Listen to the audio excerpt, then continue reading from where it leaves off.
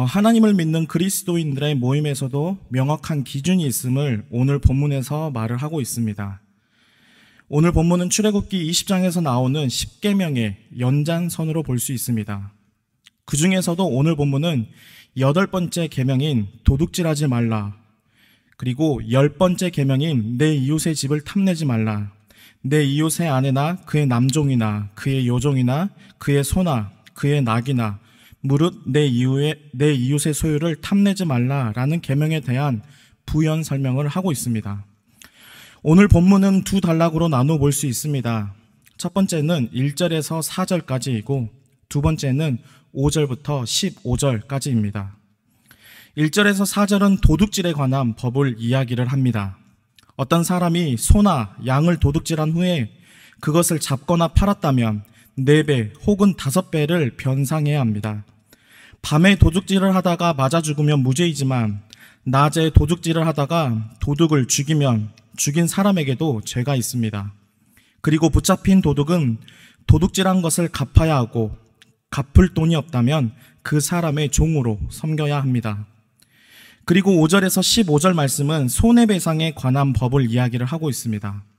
가축이 다른 사람의 밭이나 포도원에서 풀을 뜯어먹는 경우에는 가장 좋은 농산물로 배상을 해야 합니다. 불이 나서 이웃의 밭을 태웠다면 불을 낸 사람이 물어주어야 합니다. 이웃이 돈이나 물건을 맡겼는데 도둑을 맞아 물건이 사라졌다면 도둑을 잡는 일을 돕고 진상을 밝히는데 힘써야 합니다. 또 이웃 간의 재산으로 인한 다툼이 생기면 판결에 따라 지혜롭게 대처하고 이웃끼리 짐승을 맡기는 과정에서 문제가 발생했다면 상대방의 맹세를 믿어주는 모습이 필요하다라고 오늘 본문은 이야기를 하고 있습니다.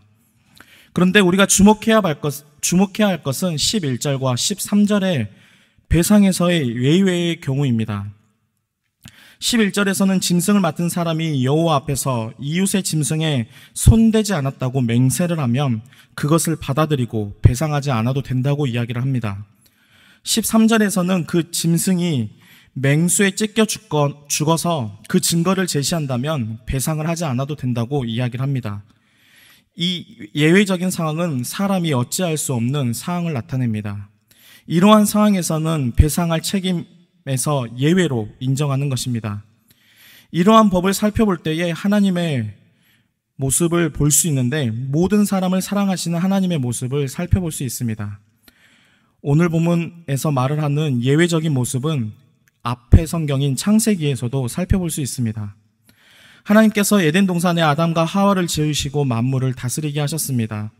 그런데 하나님께서는 동산 중앙에 있는 선악과만은 먹지 말라라고 명하셨습니다. 하지만 아담과 하와는 하나님께서 명령하신 것을 지키지 못합니다. 뱀의 게임에 넘어가 동산 중앙에 있는 선악과를 따먹고 맙니다. 그리고 서로를 탓하면서 핑계를 대기 시작하는 것이죠. 하나님께서는 말씀하신 대로 심판하십니다. 남자에게는 땀을 흘리며 수고하여야 그 소산을 얻는 일을, 여자에게는 해산의 고통을 더하는 고통을 더하셨습니다. 그리고 에덴 동산에서 쫓아냈습니다. 그런데 쫓아내시기 전에 하나님께서 하신 행동에 집중하게 됩니다. 창세기 3장 21절 말씀입니다. 여호와 하나님이 아담과 그의 아내를 위하여 가죽옷을 지어 입히시느니라. 하나님의 말씀을 어기고 불순종을 범하였지만 그를 미워하시기보다는 여전히 아담과 하와를 사랑하시는 하나님의 모습을 볼 수 있습니다. 이러한 모습은 성경에서 지속적으로 나타납니다.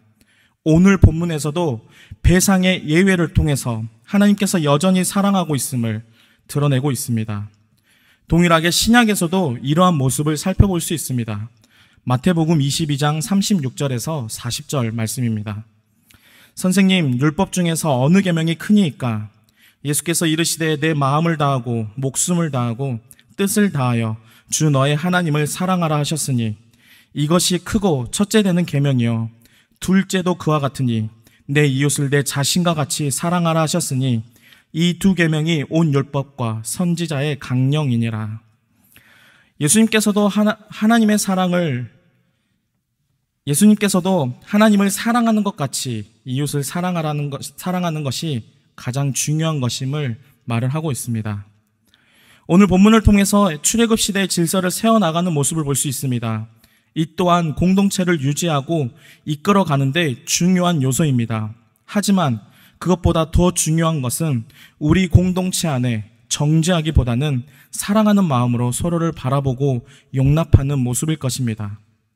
배상의 예외적인 모습을 보면서 불공평한 하나님이라고 원망하는 공동체가 아닌 모든 이들을 사랑하시는 하나님의 사랑을 느끼는 하루가 되었으면 좋겠습니다. 때로는 우리가 손해를 볼 수도 있고 손해를 끼칠 수도 있습니다. 하지만 그보다 더 먼저 되는 것이 사랑이어야 합니다. 오늘도 이런 사랑을 나누는 금광의 성도가 되었으면 좋겠습니다. 기도하시겠습니다.